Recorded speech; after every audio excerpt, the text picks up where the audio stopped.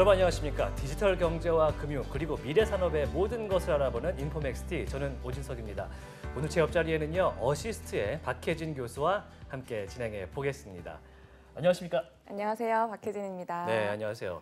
8월 둘째 주 초반부터 이제 비가 많이 내리면서 서울 수도권, 경기 지방에 상당한 재산 피해나 물적 피해가 인적 피해까지 좀 발생을 하고 있는데 상당히 안타깝습니다. 어떻게 출근은 잘 하셨습니까? 네, 다행히 오는 길에는 비가 그쳐서 저는 안전하게 도착을 하긴 했는데요. 계속 어제 오늘 크고 작은 불편한 피해들이 올라오고 있는 것을 좀 봤어서 많이 좀 우려를 하고 있습니다. 네, 이렇게까지 목소리가 침체되는 걸 보니까 날씨가 심상치 않은 것은 맞는 것 같습니다. 계속 비 소식이 조금씩 있으니까요. 가장 중요한 안전에 유의하면서 오늘만큼은 굉장히 소중한 자신의 재산도 챙기는 하루가 되시기 바랍니다.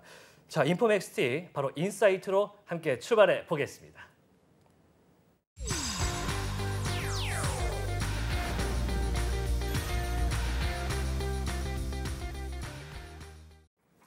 네, 궂은 날씨가 이어지고 있지만 저희가 또 해야 될 이야기들은 정확하고 즐겁게 또 긍정적으로 전해드려야겠죠. 바로 인포맥스 인사이트 시간입니다. 굉장히 정보가 많은데 그 속에서도 아주 정확한 이야기를 해주시는 분들을 만나는 시간입니다. 오늘 어떤 분 나오시죠?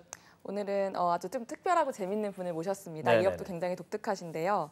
이 전공은 철학이신데 또 개발자로 철학이신데. 네, 전공은 철학과이신데 또 개발자로 또 업을 쌓아가고 계시고요. 네. 또 SM 엔터테인먼트라고 하는 우리 모두가 다 아는 회사죠. 여기에서 17년간을 디지털 전문가로 또 재직을 하셨던 주상식 이사님을 좀 초대했습니다. 네, 메쉬코리아의 주상식 이사님 만나보겠습니다. 안녕하십니까? 네, 안녕하세요. 네, 안녕하세요. 방금 전에 제가 이제 소개를 좀 들었는데 아주 눈에 띄는 단어가 하나 있습니다. 우리가 모두 다 알고 좋아하는 SM 엔터테인먼트에서 아주 오랫동안 함께 하셨다. 이런 소개를 들었는데 굉장히 특이한 이력이 아닌가, IT 전문가로서 이런 생각이 드는데 어떻게 SM에서 IT를 하셨어요? 네, 처음에는 SI 쪽 업체에서 개발자로 시작을 했는데 여러 방향성 중에 엔터테인먼트 SM이라는 회사 이전에 엔터테인먼트 회사에 이제 입사를 하게 됐고 그게 또 다시 또 SM으로 들어가는 그런 계기가 됐습니다. 이 SM이 사실 예전부터 IT에 대한 이 기술의 중심, 이 중요성을 상당히 많이 알고 있었다 이런 기사들을 많이 봤거든요. 그 전담팀을 상당히 예전부터 엔터테인먼트 회사인데도 꾸렸다 이런 얘기를 들었거든요. 이게 어떻게 시작된 겁니까? SM은 이전부터 그러니까 제가 재직 시절 10여 년 전부터 IT에 대한 전담 팀이 꾸려졌고 추후에는 블록체인이나 메타버스 이런 식의 또 전담팀 랩을 이제 꾸렸거든요. 아무래도 이제 경영하시는 분들의 입장에서는 이 부분이 되게 중요하다. 특히 엔터테인먼트 사이드에서 기술가의 접목은 앞으로의 이제 미래의 가치를 더 올릴 수 있다. 이런 또 확신이 있으셨던 것 같아요. 미래의 가치에는 IT가 중심이다. 이런 얘기를 하시지만 솔직히 와닿지는 않거든요. 그래서 엔터테인먼트 산업 분야에서 IT가 왜 중요한가? 사실 요거를 좀 더 자세하게 들어봐야 될 것 같아요.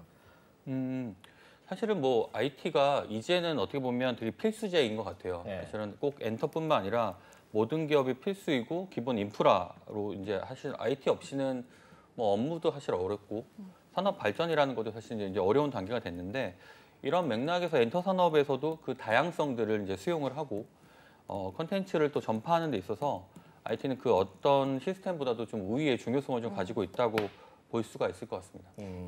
저희가 알만한 어떤 엔터 사업의 어떤 그런 이벤트라든지 영역 중에서 이것은 IT가 있었기 때문에 사실은 가능했다. 이런 것들 한번 사례 몇 가지 말씀해 주실 수 있을까요? 사실 좀 포멀한 얘기로 보면 우리가 향유하고 있는 여러 가지 이제 미디어 서비스, 유튜브, 넷플릭스 이런 것들도 어떻게 보면 미디어 서비스 자체로 보일 수 있지만 IT와 엔터가 접목되어 있는 어떤 그런 플랫폼으로 볼 수 있을 것 같고요. 그게 어떻게 보면 엔터 산업과 연계돼서 산업을 극대화하고 있고 좀 밀접한 단계로 보면 우리가 코로나 단계에 들어왔을 때 팬데믹 상황에서도 콘서트나 공연들이 이루어지고 있었잖아요.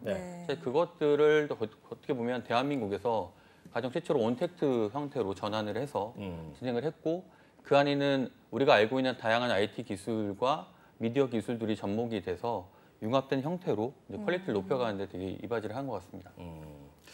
사실 17년 동안 재직을 하셨기 때문에 뭐 SM 엔터테인먼트 계속 얘기를 하기가 좀 그렇습니다만 우리가 익히 아는 뭐 연예인분들, 보아라든지 네. 뭐 그런 동방신기 이런 분들이 데뷔할 때에 이제 SM 엔터테인먼트의 성장 함께 하셨잖아요. 네네네. 그러면 이제 회장단부터 임원단부터 IT 기술이 미래 먹거리가 될 것이다를 예상을 하고 있었던 건가요? 지금 프로듀서로 활동하고 계시는 이수만 회장님 네. 자체가 컴퓨터 공학을 또 전공을 하셨고 그래서 이런 부분에 대해서는 되게 확신이 있으셨고요.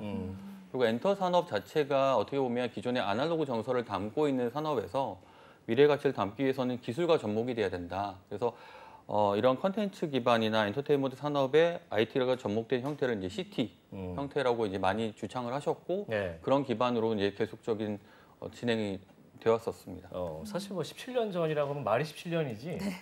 이 아이폰이 거의 처음 출시됐을 때 수준의 시기였던 출시 거거든요. 더 전이죠. 투시폰이죠. 예, 그때부터 진짜. 이제 와. 우리나라에서 엔터테인먼트 산업에서 IT를 해야겠다 이런 생각을 했다는 거는 놀랍죠. 상당한 것 같습니다. 예.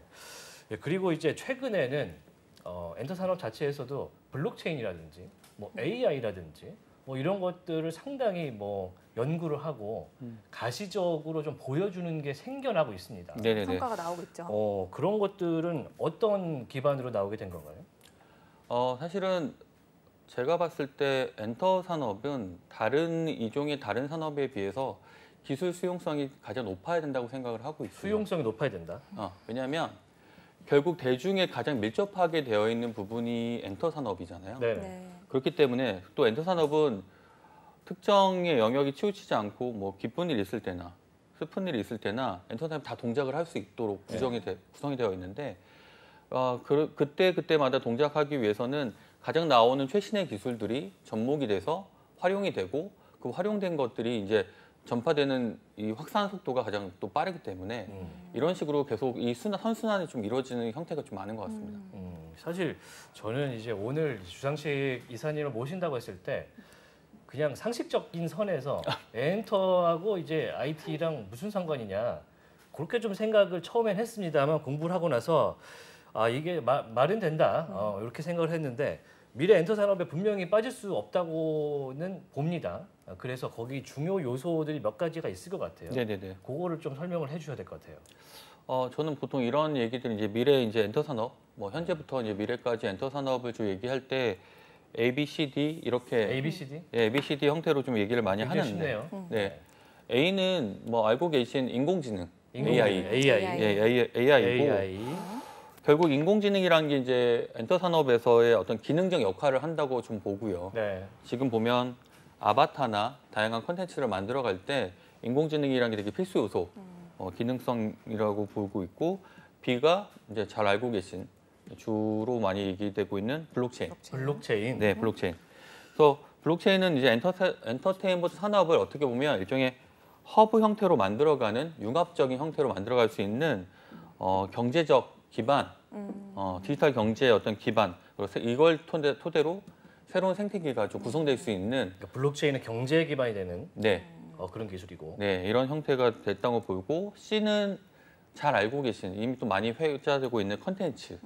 다만 이 C가 단순히 컨텐츠 하나만 보는 거라기보다는 그 안에 포괄되어 있는 연예인, 셀럽이라고 하는 C도 역할도 있고 대중의 참여, 크라우드라고 하는 부분도 같이 참여돼서 이런 부분이 이제 어떻게 보면 앞서 말씀드렸던 인공지능 블록체인으로 만들어가는 세상에서의 어떤 이런 컨텐츠로 채워가는 이런 역할들을 하고 D는 드론을 얘기하는데요. 드론이요. 드론이요. 네, 드론이 단순히 알고 계신 그 드론뿐만 아니라 로보틱스와 ITO의 합체적인 합체적인 어떤 느낌을 가지고 있는 이런 하드웨어 디바이스 전체를 좀 총괄하는. 그러니까 비행 드론인데 전체를 총괄한다는 거는 어떤 얘기인가요? 왜냐하면 이제 드론이라는 건 자율주행차 이후에 나올 수 있는 어떻게 보면 모빌리티의 모빌리티의 이제 모빌리티. 궁극의 형태를 좀 말씀을 드리는 거고요. 사실 장난감 형태의 그런 드론 얘기하는 건 아니고 실제 이제 사람을 태우고 다닐 수도 있고 네. 잘 운전할 수 있는 근데 그 안에서 보면 결국 자율주행이 이루어졌을 때 드론이나 이런 로보틱스 환경의 이제 하드웨어에서 우리가 할 수 있는 것들은 엔터테인먼트에 많이 노출될 거고 활용성이 높아질 수 있다. 그렇기 때문에 이런 ABCD가 좀 아울러서 이제 함축된 어떻게 보면 새로운 엔터테인먼트가 이제 나올 거고 그게 이제 우리가 지금 알고 있는 엔터테인먼트가 기술과 융합돼서 새로운 패러다임의 이제 엔터테인먼트로 거듭날 수 있다. 이렇게 좀 말씀을 드릴 수 있을 것 같습니다. 지금 말씀하신 걸 정리하면은 인공지능, 블록체인, 콘텐츠 그리고 이 드론인데 사실상 모빌리티라고 할 수가 있는 ABCM, ABCD입니다. 여기서 또 저희가 앞에서 이제 블록체인 얘기를 해왔기 때문에 또 여쭤보고 싶은 게 아니 그럼 또 엔터에서 블록체인은 웬 말이냐 이런 얘기가 나올 수밖에 없거든요. 조금 더 부연 설명을. 콘텐츠는 영상과 음성인데 무슨 블록체인을 어떻게 쓴다는 거냐? 아, 네. 블록체인, 그러니까 이게 항상 저한테도 가장 많은 질문 중에 하나가 엔터가 왜 블록체인? 뭐 그렇죠. 되게 많이 나오고 있는데 최근에 이제 트렌드적인 측면을 보면 특히나 엔터사들, IP를 가지고 있는 회사들에서 NFT에 대한 언급이 되게 NFT, NFT에 대한 언급이 많이 있고 NFT도 사실 블록체인을 근간으로 하는 기술이기 때문에 저는 이제 그걸 넘어서서 지금까지 단방향으로 이루어졌던 어떻게 보면 팬덤 문화들이 사실은 블록체인이란 걸 통해서 상호 교류가 될 수 있고 또 이 개개인이 기여되는 가치들 사실은 지금까지 우리는 팬들은 일방향적으로 좋아하는 관점, 좋아해주고 굿즈를 구매하고 뭐 이렇게 일방향적으로 좋아해주는 관점이었다면 사실은 이제 그 기여도에 따라서 베네핏을 공정하게 얻어갈 수 있는 이런 부분도 블록체인의 기술로 좀 활용될 수 있고 극복될 수 있지 않을까라고 생각을 하고 있어서 블록체인은 그 어떤 산업에 비해서도 엔터에서 되게 중요한 역할을 할 수 있다. 그래서 이것들이 이제 토대로 해서 결국 궁극적으로는 디지털 경제 시스템 이렇게 동작할 수도 있지 않을까 생각하고 있습니다. 이게 팬덤이란 말씀을 해주셔서 사실 엔터 산업을 사실 그 존재하게 해주는 그 역할을 해주고 있잖아요, 팬들이. 그런데 동시에 굉장히 좀 불편한 존재이라고도 제가 알고 있어요. 엔터테인먼트 산업을 영위함에 있어서 눈치도 많이 보게 되고. 네네네. 그런데 이제 이 블록체인이라고 하는 경제 시스템 방금 말씀하신 상호 공존할 수 있는 이 시스템이 들어오게 되면 이런 팬들도 뭔가 비즈니스의 파트너 정도의 역할을 좀 할 수 있지 않을까 이런 기대들도 하신다고는 좀 들었습니다. 이런 거 관련해서 좀 추가적으로 말씀해 주실 수 있는 부분 있으실지? 지금까지는 앞서도 말씀드렸지만 지금까지는 사실은 블록체인 이전의 시스템에서는 뭐 회사가 어떤 기획을 하고 컨텐츠를 만들고 앨범을 제작을 해서 굿즈를 내고 이런 식으로 진행이 됐다면 이제 팬들이 직접 그 안에 들어와서 기획에 참여도 하고 투표나 여러 가지 형태로 이런 것들을 기획에 포함되어 있는 형태로 진행되기 때문에 앞으로 진행되고 있는 많은 부분에 있어서는 블록체인이라는 기술들이 좀 더 활용될 수 있는 측면이 좀 높아질 거고 그 기여도에 따라서 팬들이 가져갈 수 있는 베네핏들은 이전과는 좀 다른 개념이 될 것 같습니다. 그러니까 적극적인 참여가 이루어질 수 있는 시스템이자 툴이 될 것 같습니다. 블록체인이요? 네. 그러면 또 이제 한간에서는 사실 지금도 이제 중앙화된 어플이나 이런 걸 통해서도 얼마든지 할 수 있긴 하거든요. 네네네. 그런데도 이제 NFT 때문에 블록체인을 하는 거는 회사의 수익 때문이 아니냐 이렇게 또 물어볼 수가 있습니다. 예를 들어서 빅히트 같은 경우는 뭐 위버스라는 플랫폼을 통해서 투표라든지 뭐 참여를 좀 독려를 하고 있는데 이렇게 그냥 어플이나 중앙화된 서버를 통해서도 가능하거든요. 그런데 이걸 블록체인을 굳이 해야 하는가? 사실은 이 엔터 산업뿐만 아니라 모든 산업에 사실은 다 중화된 서비스 형태로 지금 운영되고 있잖아요. 네네네. 우리는 웹2 기반의 서비스들을 다 쓰고 있는데 충분히 가능하죠. 근데 우리가 거기서 부족한 부분은 오너십이 과연 참여하는 사람들 전체에게 공정하게 분배될 것일 수 있는가. 그러니까 팬덤이 기여하는 부분이 충분히 많음에도 불구하고 사실 그들의 기여는 무시되었던 게 일반적인 투였고요. 지금까지.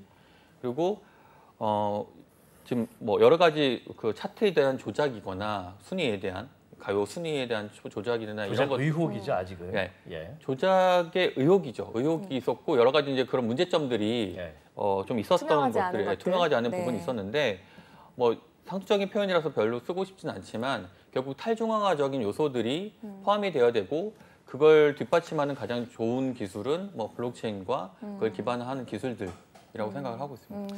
사실 엔터 산업이 예전부터 이제 약간 뭐랄까 의구심을 들게 하는 것들이 그런 불투명한 부분들이 상당히 있기 때문에 이것들이 그렇죠. 블록체인을 좀 도입을 하면 개방적으로 좀 보여지지 않을까 이런 생각이 듭니다. 그래서는 이제 블록체인이 다음으로 넘어갈 때는 메타버스라는 그런 세계관까지 큰 구축을 하는 세계에서. 네. 그런 세계로 넘어가게 되는데 또 이제 엔터에서는 또 세계관 하면은 할 말이 많잖아요. 아주 중요하죠. 네. 네네네. 기술자로서 엔지니어로서 이 엔터 산업의 메타버스는 기본적으로 어떻게 구성이 됩니까?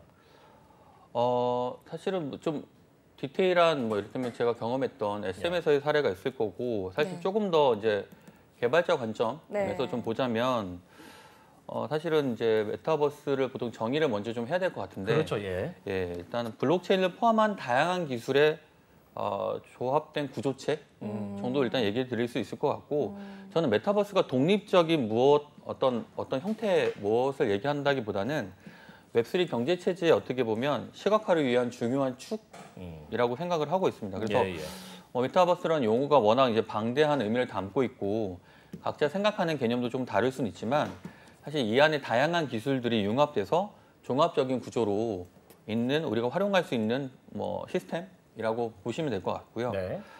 뭐 좀 디테일한 얘기를 드리자면 SM에서도 사실은 이 세계관이라는 것들이 되게 중요한 그렇죠. 메타버스 중요했었는데 이게 어떻게 시작됐고 어떻게 나왔냐 뭐 이런 것들에 대한 궁금증이 되게 많으시더라고요.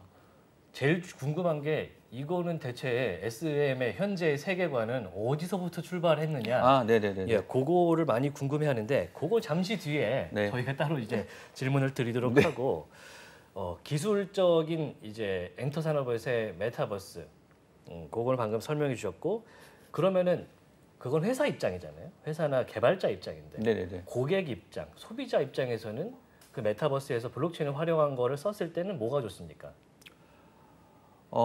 이게 사실 다 각자 영역별로 좀 다른 위치가 있지만 말씀하셨던 고객의 관점에서는 실제 시스템, 그러니까 본인의 어떤 자유도가 되게 극대화된다고 저는 오히려 자유도가 극대화된다. 자유도가 왜냐하면 본인이 이제 선택할 수 있는 플랫폼들이 많아진다는 거고 시스템에 참여하면서 사실은 많은 데이터가 만들어지고 있잖아요.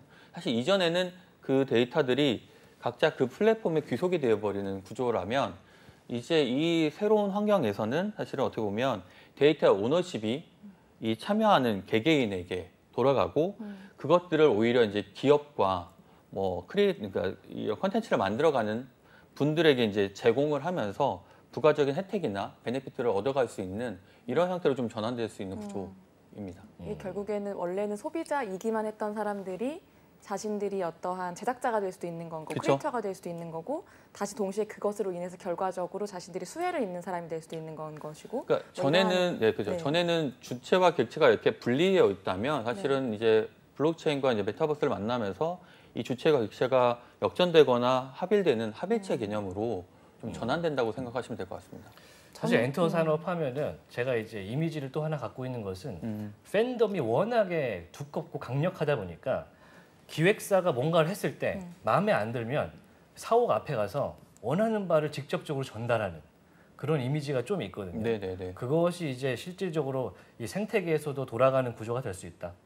네, 그렇죠. 전에는 사실은 피지컬하게 그렇게 어필했던 측면이 있었고 일부는 반영될 수도 있고 반영되지 않을 수도 있었는데 침묵하는 것도 있고. 그렇죠.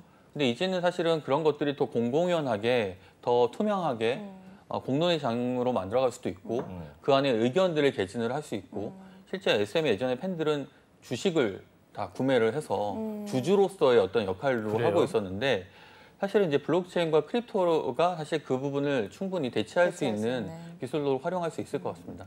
이게 팬 입장에서는 굉장히 좋거든요. 생각만 해도 좋을 것 같고 훨씬 쉽게 참여할 수 있고 쉽게 목소리를 낼 수 있고 인풋을 넣을 수 있을 것 같은데 이게 그 회사를 운영하는 입장에서도 뭐 고육지책으로 그냥 받아들이시는 걸까요? 아니면 기꺼이 즐겁게 이들과 함께 가는 것이 훨씬 더 우리 회사의 비즈니스를 위해서도 더 좋다 이렇게 이제 좀 생각을 하게 되신 걸까요? 둘 다 아닐까요? 사실은 그거는 다 둘 다일 것 같고 네. 사실은 기업의 이제 마인드나 사실은 이거에 따라서 좀 다를 것 같아요. 여전히 예전 방식이 좀 더 편리하신 분들이 있을 거고, 그렇죠. 네, 좀 더 열린 마음으로 이제 새로운 새로운 세대를 좀 수용할 수 있도록 좀 더 개방적인 형태를 원하시는 분들도 계실 것 같습니다. 지금 말 들어보니까 분명히 이제 세상이 바뀌는 거에 대해서도 트렌드에 가장 민감한 엔터 산업이기 그쵸. 때문에 좀 더 받아들이기 유연하다 이런 생각이 듭니다. 그럼 실질적으로 뭐 SM이 아니더라도 이런 것들을 실질적으로 좀 보여주거나 시도하는 곳이 있을까요? 아니면 뭐 테스트라도? 시장에 재밌는 사례들? 지금 최근에 나와 있는 사실 엔터사들이 주로 많이 하고 있는 관점들이 IP를 가지고 있는 입장에서는 이제 NFT에 대한 접근성을 많이 높여가고 있어요. NFT 쪽으로? 네, 우선적으로. NFT 접근성을 높여가고 있는 게 사실 블록체인과 뭐 크립토 커런시 같은 것들은 얘기를 들어보고 공부를 하다 보면 알 수는 있겠지만 되게 어렵게 느껴지고 있고요. NFT는 사실 그 안에 IP나 콘텐츠들을 융합시키고 있기 때문에 팬들의 관점에서 좀 더 접근성이 좋은 것 같긴 합니다. 그렇기 때문에 엔터에서도 기업에서도 사실 그 부분부터 먼저 접근을 좀 하고 진행을 하고 있는 내용들이 좀 많죠. 그래서 이미 선미 같은 사례도 선미야. 있어. 네, 선미야 NFT. 과자 같은 사례도 있고. 뭐예요? 설명을 좀 해주셔야 선미야 될것 같은데. NFT는 선미라고 하는 이제 그 아이코닉한 우리 셀럽이기도 하죠. 예, 아이돌 출신의. 여가수. 예, 그분을 가지고 이제 아티스트가 그분의 상반신을 이제 모티브로 해서 예술 작품을 만들고 그 작품을 컴퓨터의 제너레이팅 기법을 활용해서 살짝씩만 다르게 굉장히 많은 수를 10,000개인가요? 네, 10,000개를 이렇게 선미 NFT. 네, 예. 만든 다음에 이제 그것을 팬들이 구매를 하면 예. 이제 그 구매한 팬들에게 선미의 사인회에 올 수 있게 해준다거나 선미의 어떠한 콘서트가 열리면 메타버스 콘서트에 입장하게 해준다거나 이러한 혜택들을 이제 부여하는 그런 방식의 프로젝트라고 알고 있는데. 그래서 요즘에 네. 이제 엔터 산업들은 이 NFT들을 단순히 하나의 PFP 이런 형태로 활용하기보다는 멤버십, 그레이드를 나누는 멤버십 형태로 좀 활용을 하려고 하고 있고, 그게 일종의 BAYC에서 접근하는 방식과 유사하게 엔터 산업에서도 좀 활용하려고 하고 있는 걸로 알고 있습니다. PFP라고 하는 거는 이제 프로필이나 이런 데 쓸 수 있는 그냥 아이콘인데 그렇죠. 사람 얼굴 같이 비슷한 생긴 것들을 엔터에서는 이제, 유독 네. 그것보다는 그걸 통해서 할 수 있는 것들을 멤버십 조금 더 형태처럼. 유틸리티성을 올려서 맞습니다. 쓰고 있다. 예를 들어서 얼마 전에 한 회사에서 했던 이벤트인데 라면을 사면 그 안에 조그마한 종이 같은 게 있어요. 포춘 이거를 쿠키 몇 같은 개를 건가요? 모으면 네. 원하는 그 회사의 그 제품 모델의 사인회에 갈 수 있는 네네네. 추천권이 네. 된다든지 이런 게 네. 이제 뭐랄까 가상화가 되면 NFT가 되는 그런 구조로 볼 수 있겠죠. 지금도 사실은 좋은 문화는 아니지만 연예인들, 그러니까 가수들의 CD를 여러 장 많이 사면 많이 살수록 팬 사인회나 이런 행사에 참여할 수 있는 기회가 높아지는 이런 구조는 있었거든요. 사실 그런 부분의 폐단들을 사실은 이 블록체인이나 디지털 기술들이 좀 극복할 수 있지 않을까 생각을 하고 있습니다. 근데 이제 폐단이라고까지 하기에는 기존의 그런 문화가 이제 원래 있었던 문화이기도 하고 그것 자체로 회사의 수익이 되기도 하는 것인데 이거를 이제 NFT로 한다고 했을 때는 경제적으로는 사실 타격이 될 수도 있지 않나.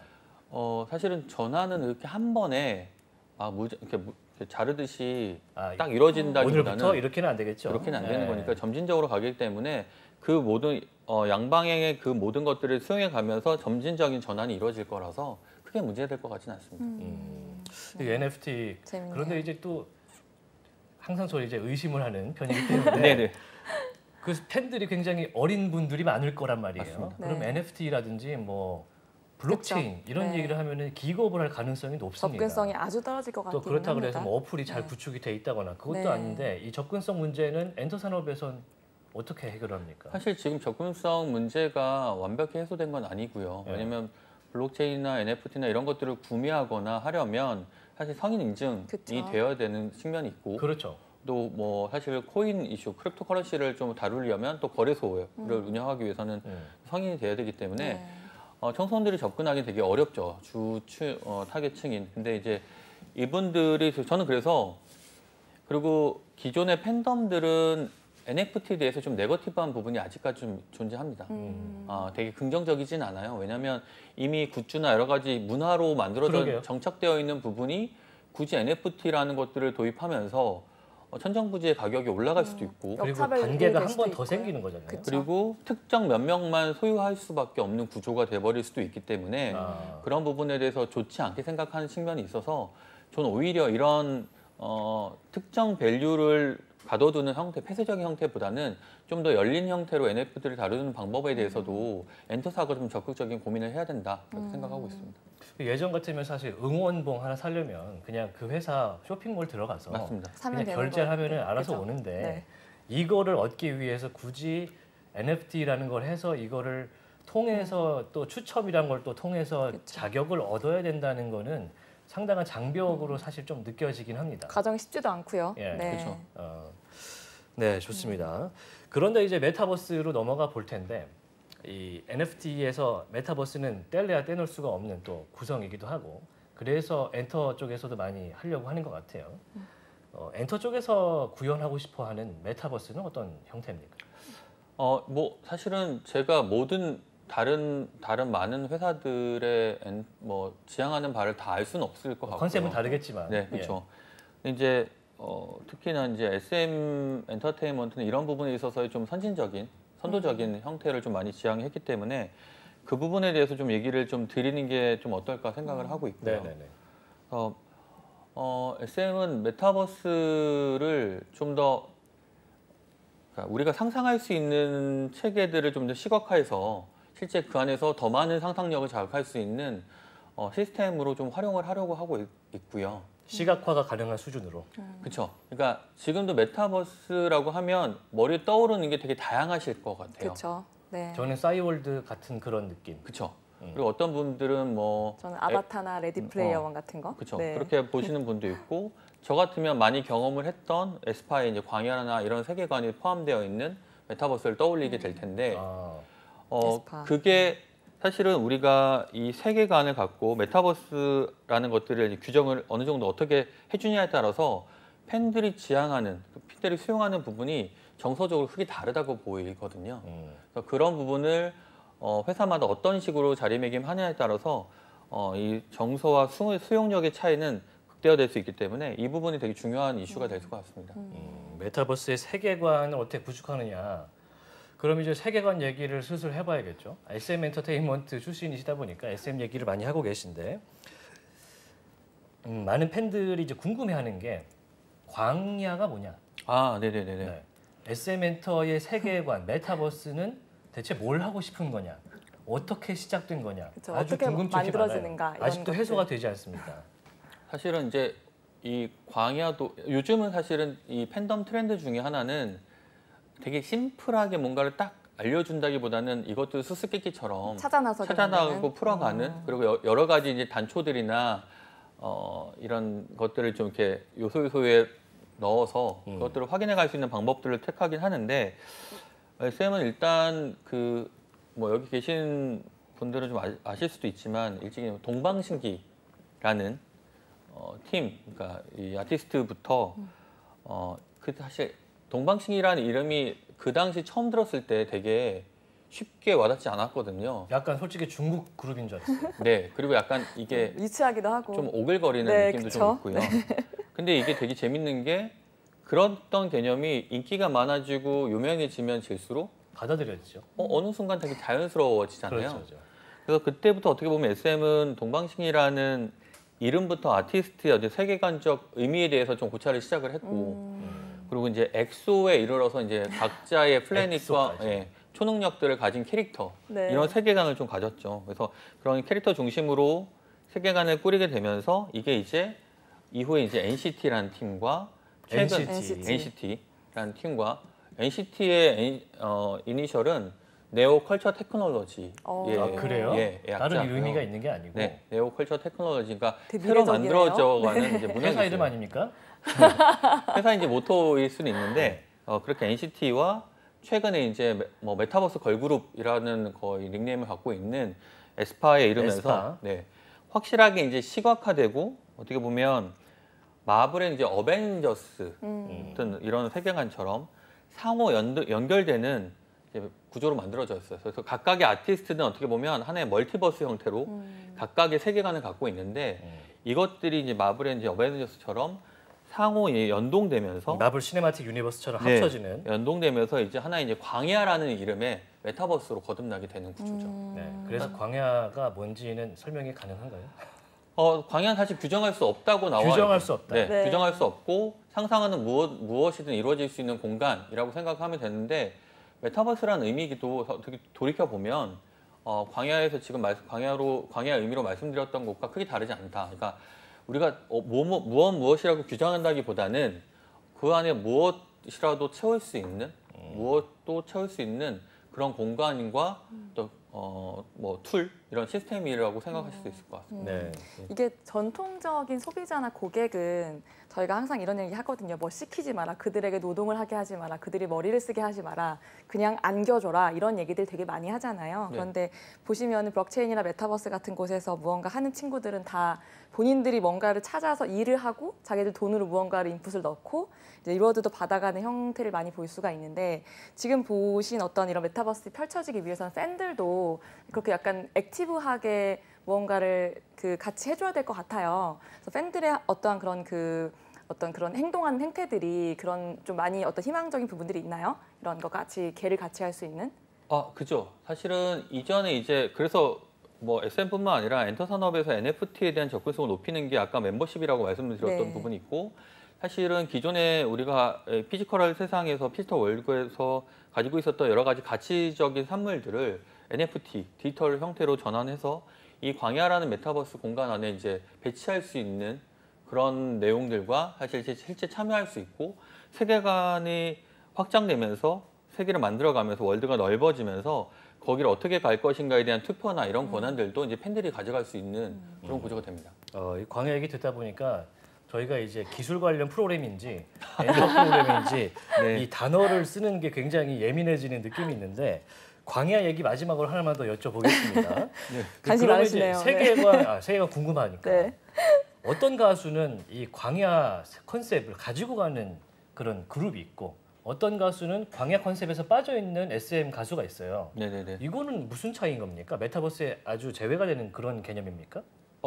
아닙니다. 사실은 이게 애초부터 우리가 광야라는 메타버스를 설계하고 이 아티스트들이 이렇게 계속 만들어지거나 뭐 진행이 됐던 게 아니라서 오히려 각각의 이제 멀티버스라고 하는 작은 세계관들, 뭐 아까 말씀드렸던 동방신기, 보아, 소녀시대 NCT, 이런 네. 각각의 세계관이 있었는데 최근에 이제 에스파에 이르면서 NCT와 에스파에 이르면서 우리가 만들어가는 메타버스의 컨셉이 이제 광야구나 이렇게 만들어지고 역으로 이제 그간에 이제 어떤 연결성을 가질 수 있을 것인가 하고 그들의 이제 멀티버스를 이 안에 끌어오는 이런 작업들을 하고 있는 거죠. 세계관이 이제 눈에 보이기 시작하다 보니까 애초에 있었던 예를 들면 영화 캐릭터 같은 것들을 이 멀티버스로 접목시키고 소화하고 네, 네. 가져오는 메타버스로 가져오는 네. 그런 시간이 현재 됩니다. 공개되지 않은 아티스트들도 사실은 광야와 다 밀접한 연관을 갖고 있는 것으로 알고 있고 그런 컨텐츠들은 지속적으로 아마 공개될 예정이라고 알고 있습니다. 최근에 뭐 소녀시대가 이제 오랜만에 컴백을 했는데 기자회견장에서도 그런 질문이 나오더라고요. 네, 맞아요. 광야 세계관에 포함이 됐냐 안 됐냐. 요게 또 이제 엔터 쪽에서는 상당한 궁금증이다. 그래서 그런 게 아마 나오던데. 제가 봤던 기사에서도 태연님이 우리도 그 안에 연결되어 있다라고 얘기를 했던 걸로 알고 있습니다. 네, 그랬다가 제가 본 영상에선 또 그거 아니래 막 이러면서 자기들끼리 옥신각신하는 모습도 보였는데 그 얘기를 들어보니까 이 세계관을 구축하는 게 중소기획사에서는 어려울 것 같고 솔직히 말해서 상당한 업력이 있는 큰 엔터사에서 가능하지 않나라는 생각이 드는데 세계관 구축을 하는 거 그리고 세계관 구축이 안 된 거 근데 둘 다 기술적으로는 메타버스를 하고 싶어하는 회사면 있는 것과 없는 것은 현격한 차이가 있겠죠? 네, 차이가 있고요. 저는 이제 메타버스의 세계관은 특히 엔터에서는 되게 필수 불가결한 요소라고 생각을 하고 스토리가 생각을 하고 있고 그 자체가 일단 서사와 정서를 내포하고 있어서 어떻게 보면 하나의 이제 우리가 더 규정할 수 있는 프레임으로 동작을 해서 더 많은 상상과 시각화를 좀 이끌어낼 수 있는 구조가 된다고 보이고요. 이를 통해서 더 양질의 컨텐츠가 만들어지고 활동의 제약이라는 것들이 좀 더 없어지는 구조, 그리고 네네. 영역이 극대화될 수 있는 구조가 돼서 메타버스의 어떤 세계관을 통해서 어떻게 보면 앞으로는 지금까지는 아이돌의 인기와 더불어서 아이돌의 생명력이라는 게 길지 않았거든요. 네. 사실 이제 메타버스 세계관을 만나면서 또 메타버스를 통해서 이런 단기적인 활동을 했던 문화도, 아이돌 문화도 중장기적으로 늘어가고 지속화될 수 있는 이런 구조로 변하지 않을까 생각을 하고 있습니다. 굉장히 신기합니다. 최근에 제가 아이돌을 엄청 좋아하는 건 아니에요. 네.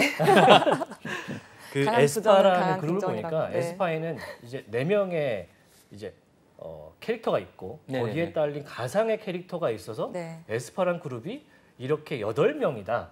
이런 네. 컨셉을 갖고 있고 에스파에 실제 사람들이 활동을 하지 않을 때는 이제 가상의 에스파가 나와서 활동을 하는 그런 컨셉이더라고요. 네네네. 아주 신선했는데 게임 콘텐츠 얘기를 하면서 비교를 잠깐 해볼게요. 왜냐하면 이게 그런 IP들 하나하나가 이제 가요 산업이라든지 영화 산업과 게임 산업이 굉장히 유사하다고 보고 있거든요.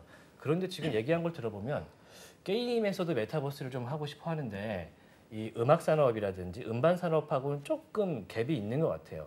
형태적으로. 좀 차이점이 있을까요? 기존의 게임 산업은 조금 더 제가 생각했을 때는 우리 실물 경제나 실질적인 환경 또 일상생활의 연결성을 많이 갖고 있지 못하다고 생각이 좀 들고요. 어떻게 보면 좀 더 집중화된 형태, 폐쇄된 형태로 이제 게임 구조가 좀 이루어지고 형태가 있고. 그들만의 세계 속에서. 네네네. 네. 그래서 사실은 우리가 이제 마음을 먹고 이제 한번 해야지, 한번 들어가 봐야지 이렇게 들어가는 거라면 엔터는 좀 더 일상화되어 있고 열려 있는 공간. 그래서 그 안에서 다양한 것들을 대중 친화적인 형태로 좀 즐기면서 향유하면서 활용할 수 있는 이런 형태가 좀 많은 극명한 차이점이 아닐까 생각하고 있습니다. 근데 이제 메타버스 같은 경우는 코로나 때 이제 사람들이 집에 많이 있고 재택 근무를 하다 보니까 그때 반짝했다 이런 얘기들이 사실 많았어요. 그런데 이제 엔터 산업이 지속적으로 그 산업을 확장을 좀 시키려면 부족한 점이 있다면 그걸 개선해야 될 것 같은데 지금 드러난 문제점이나 그런 걸 봤을 때 뭘 개선해야 될 것 같습니까? 이게 사실은 앵커님 말씀하신 것처럼 코로나로 인해서 좀 불가항력적인 환경에서 좀 더 메타버스의 필요성이나 활용이 좀 기폭된 이런 거는 사실이라고 저도 생각하고 있고요. 근데 이제 그 이전부터 메타버스를 위한 다양한 시도와 준비, 기술 개발 같은 것들은 이루어지고 있었거든요. 네. 다만 이제 메타버스의 표준이라는 것이 존재하지 않고 또 존재하기 어렵고 또 상호 주관성이 지속될 수 있는 구조라서 단기간에 이제 전반적인 확실한 발전을 이루는 거는 사실 좀 어렵다라고 볼 수 있고, 그리고 이제 법이나 우리 일상생활에 대해서의 어떤 내용들이 이 메타버스 안에서 상호 연관성을 명확하게 규정하는 것도 사실 쉽지 않다. 그래서 오히려 우리가 이제 인지하지 못했던 여러 가지 사회 불안적인 요소들이 여기서 이제 많이 발생할 수 있고, 사실 이걸 개선하기 위해서는 상투적일 수도 있겠습니다만 조금 기술적 관점을 좀 넘어서 조금 사회적 합의랑 산업적 특성을 좀 고려하는 어떤 이런 내용들이 들어가고, 현재 우리가 인터넷 활용하는 이런 수준으로 많은 분들이 참여해서 효용성을 좀 증대시키는 측면, 그리고 여기서 발생할 수 있는 문제, 그리고 일차적으로는 접근성을 좀 바꿔야 되는 UI, UX 자체가 좀 많이 개선돼야 되는. 네. 지금은 사실은 일부 활용을 하고 계신 분들 입장에서도 되게 불편하거든요. 네.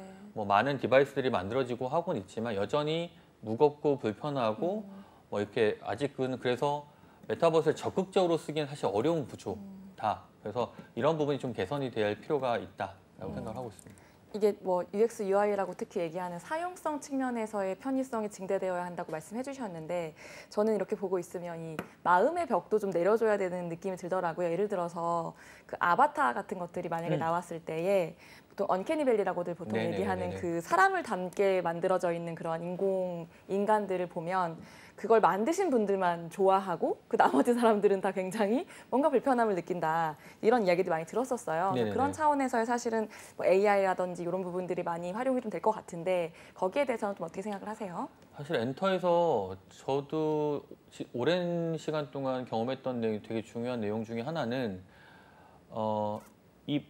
그러니까 기술이 소위 말하는 정서적인 이 불편함을 쉽게 개선해 주진 않거든요. 네. 그러니까 실제 활용성 측면에서의 개선은 되게 금방금방 이루어지지만 이 정서적인, 특히 연예인이나 셀럽을 대상으로 하는 부분은 이게 비슷하게 보일지 모르지만 사람이 아니기 때문에 그 불편함이 명확하게 내가 왜 불편한지 모르는 불편함이 있거든요. 그게 뭐 쉽게 말하면 언캐니 밸리라고 하는 측면인데, 그래서 엔터에서는 특히나 음성 기술을 활용하거나 페이스 디텍팅을 해서 얼굴 모사를 하거나 이런 부분을 되게 어렵게 생각을 하고 되게 오랫동안 하고 있는 거예요. 그래서 에스파라는 팀에서 이제 아바타들이나 이렇게 나왔을 때도 어떻게 보면 어떤 분들은 되게 조악하지 않아 라고는 하고 있지만 거기서 불편함을 느끼는 포인트는 많이 줄었던 것 같아요. 네. 왜냐하면 오히려 그렇게 아바타처럼. 네. 예, 오히려 너무 디테일하게 모사를 하다 보면 불편함이 가중되는데 네.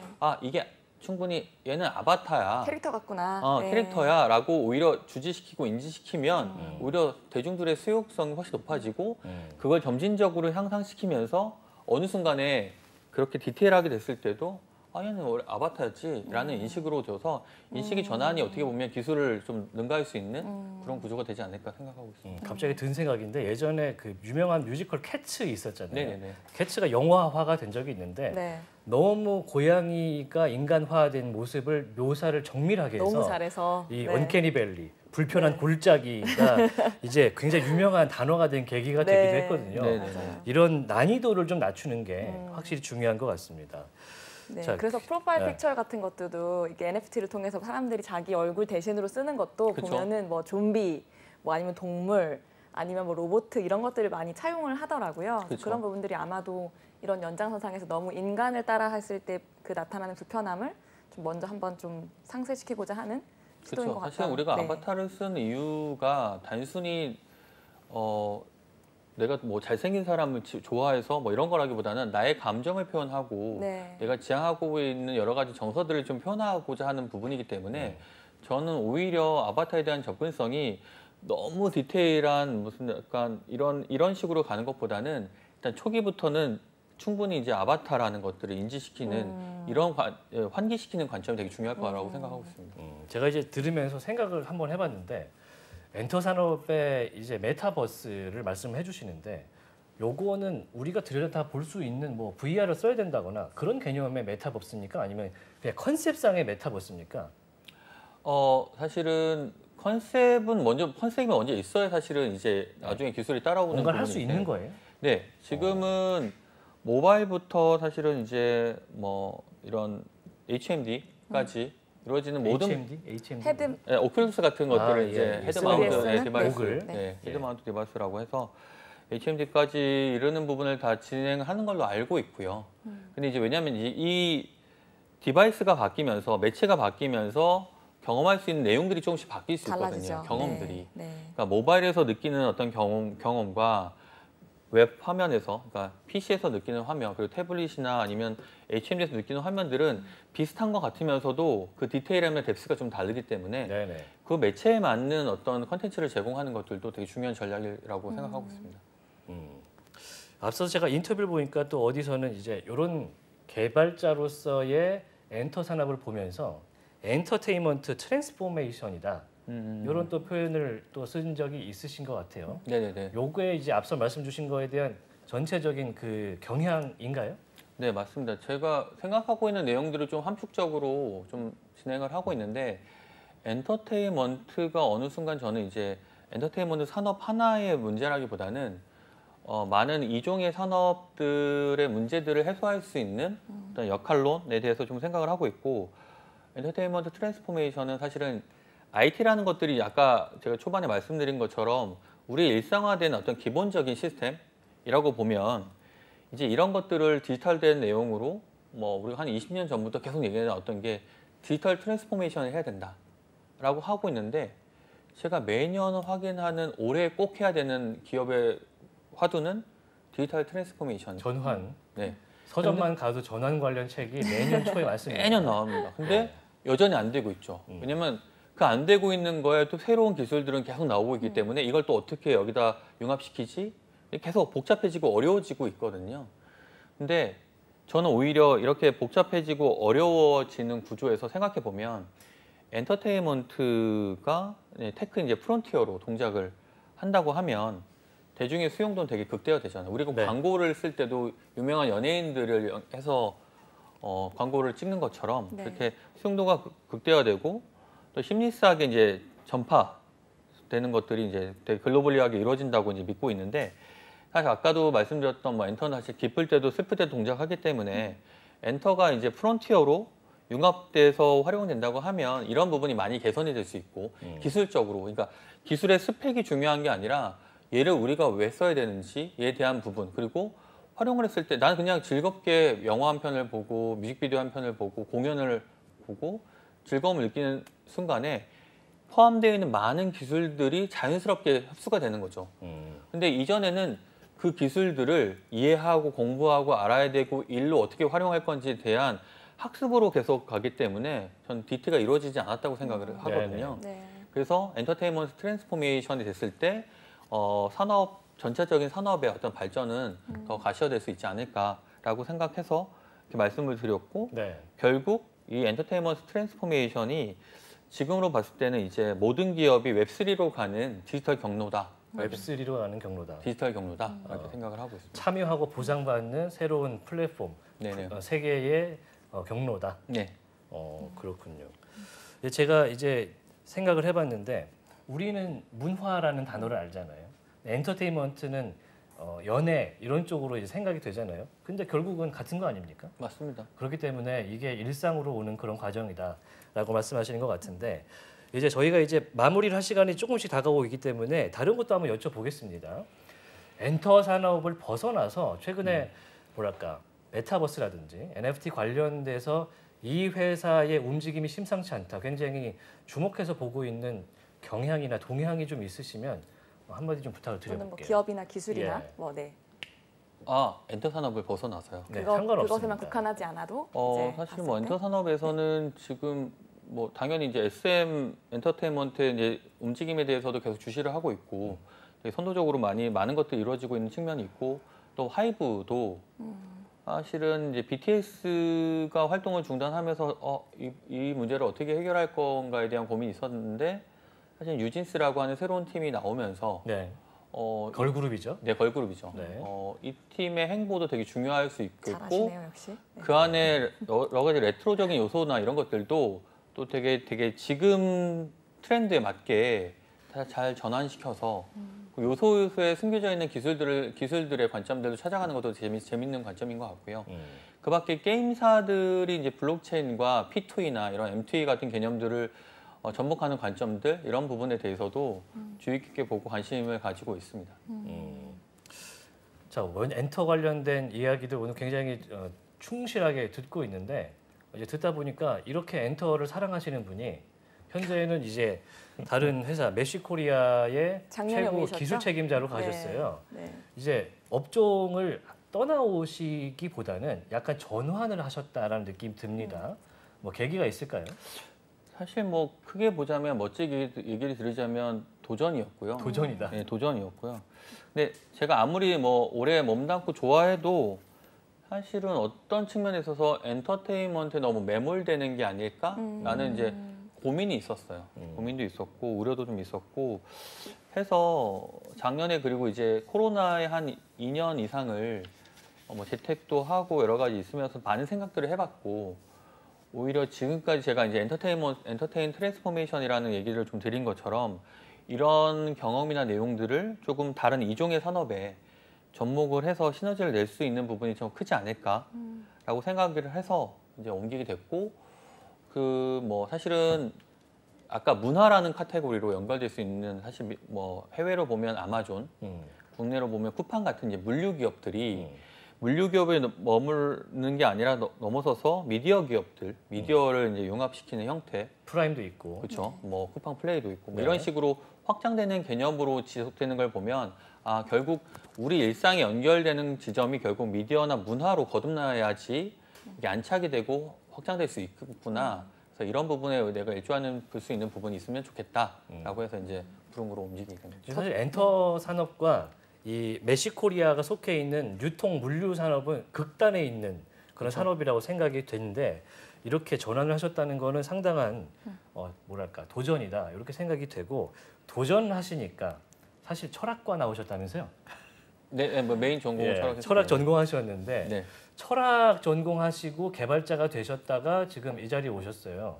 철학 전공에서 이제 엔지니어가 된 그것도 참 굉장히 색다른 것 같아요. 네, 그러니까 사실 뭐 원래부터 철학을 하고 싶어서 철학을 한 건 아니었던 것 같고요. 그 당시 관점에서는 원래 이제 어릴 때, 그러니까 저는 초등학교가 아니라 국민학교라는 곳을 다녔는데 네. 좀 옛날 사람이죠. 같은 곳입니다. 네. 근데 그 당시부터 이제 어릴 때 뭐 컴퓨터 학원 다니면서 다양한 언어들을 배우는데 사실은 그 언어의 깊이 있는 이해를 한다기보다는 그냥 이렇게 하면 게임이 이루어지고 이렇게 하면 내가 시각적으로 이루어지는구나 이런 것들을 배워가면서 성장을 하면서 굳이 이걸 내 일로 하고 싶진 않다라는 생각이 좀 들었었고 그래서 대학을 갈 때 뭐 사회학과, 심리학과, 철학과 뭐 이런 고민을 좀 했었어요. 사실은 원래 꿈은 영화 연출을 해보고 싶었는데 당시 환경이 사실 그런 부분이 되게 어려운 환경이었던 걸로 네네. 기억하고 그 중에 이제 철학과가 어떻게 보면 가장 많은 대학에 많이 돼 있어서 선택을 했던 걸로 알고 있습니다. 네. 기억하고 있습니다.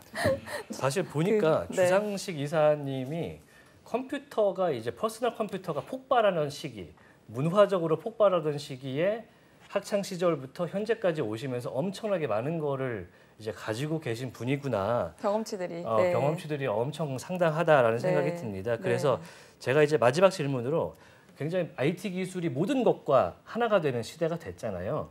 그러면은 개발자들이라든지 메타버스라든지 이런 것들을 보는 시선에 대한 한마디를 하면서 오늘 시간 마치도록 하겠습니다. 네, 저희 메타버스는 왜냐하면 이 세상을 만드는 건데 지금 피지컬 세상은 건축업 하시는 분들이 집을 만들고 뭐 그 요리를 다루시는 분들이 음식을 만들지만 메타버스는 모든 것을 기술자가 깔아줘야 되잖아요. 그렇죠. 그래서 사실은 개발자가 다 만든다라고 저는 또 보고 있기도 한데 그 위에 이제 크리에이터들이 생기는 거겠지만 그래서 저도 똑같은 질문들을 좀 드리고 싶었어요. 네. 그러니까 결국 이 개발자들 저는 이제 개발자뿐만 아니라 IT 특히 이제 이 기술 영역, 테크 영역 종사하는 기획자를 포함해서 많은 분들에게 상수적일 수는 있지만 결국 좀 열려 있는 사고랑 학습, 지속적인 학습이 가장 중요할 거라고 생각이 들어요. 공부해라.